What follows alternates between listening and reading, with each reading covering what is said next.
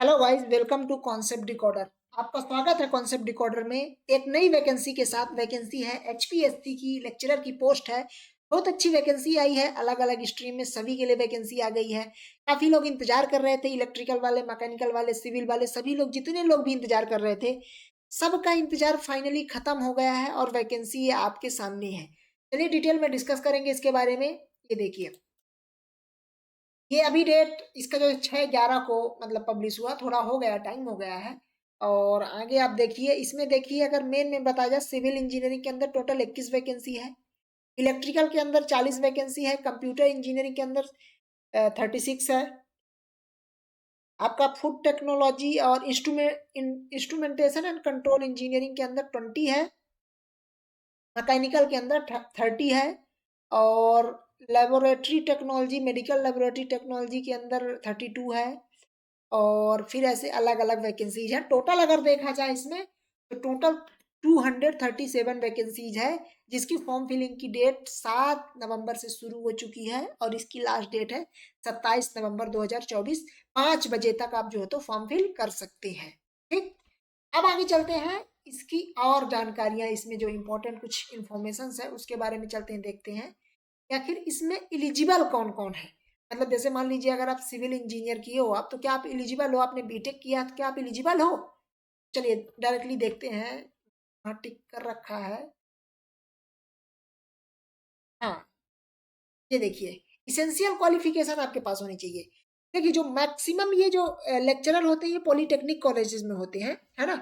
तो अब इसमें क्या है, आपके पास bachelor and masters of engineering और टेक्नोलॉजी, मतलब आपके पास या तो बी और एमई, मतलब बी और एमई नहीं, बी और एमई। तो कुछ लोग यहाँ तो डाउट लग रहा है कि अगर बी और है कि एंड है। यहाँ देखिए एंड है, आप साफ साफ देखिए। ये देखिए, सिविल वाले जैसे अपन देखते हैं, bachelor and masters of engineering और technology, degree in civil engineering with first class either in bachelor और मास्टर। या तो फर्स्ट क्लास आपका बैचलर में होना चाहिए या मास्टर में होना चाहिए, लेकिन हाँ, चाहिए दोनों, लेकिन फर्स्ट क्लास होना चाहिए। ठीक है ना, from recognised university institution etcetera. ठीक है ना।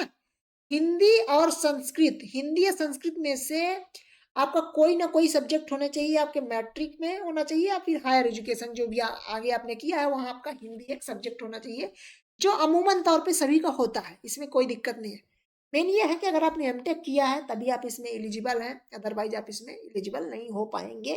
लगभग कमो बेश अगर देखा जाए तो सभी ही ब्रांचेज में ये क्वालिफिकेशन मांगी जा रही है, चाहे आप सिविल हो, इलेक्ट्रिकल हो, मैकेनिकल हो, कंप्यूटर साइंस हो, किसी भी ब्रांच से हो आपका, तो यही जो है तो मांगी जा रही है।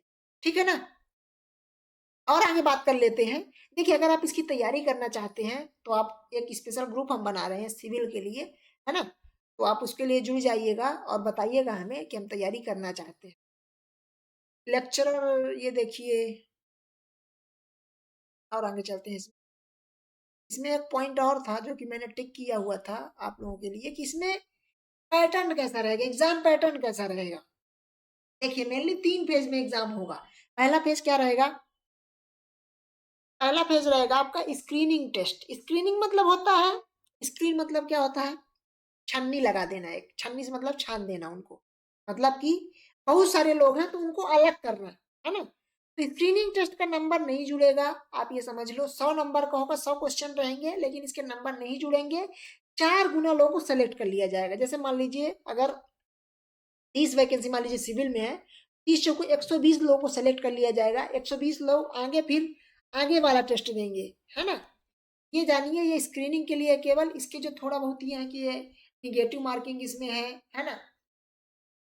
निगेटिव मार्किंग इसमें देखिए ऐसा है कि इसमें देखिए 5 सर्कल रहेंगे, ABCDE। 4 सर्कल तो ये रहेंगे ऑप्शन वाले, 5वां सर्कल तब आपको भरना है जब आपको वो क्वेश्चन को छोड़ देना है।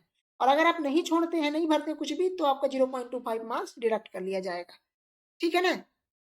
और देखिए, वही जो मैंने बताया, है ना, मिनिमम आपके पास 25% मार्क्स होने ही चाहिए। अगर कट ऑफ कितना भी कम जा रही है तब भी 25% से कम नहीं होने चाहिए, तभी आप स्क्रीनिंग सेलेक्ट हो पाएंगे। दूसरा है सब्जेक्ट नॉलेज टेस्ट, जिसे मेंस भी बोला जाता है। यहाँ से आपके नंबर जुड़ना शुरू होंगे। यहाँ देखिए, 150 नंबर का 3 घंटे का पेपर होगा।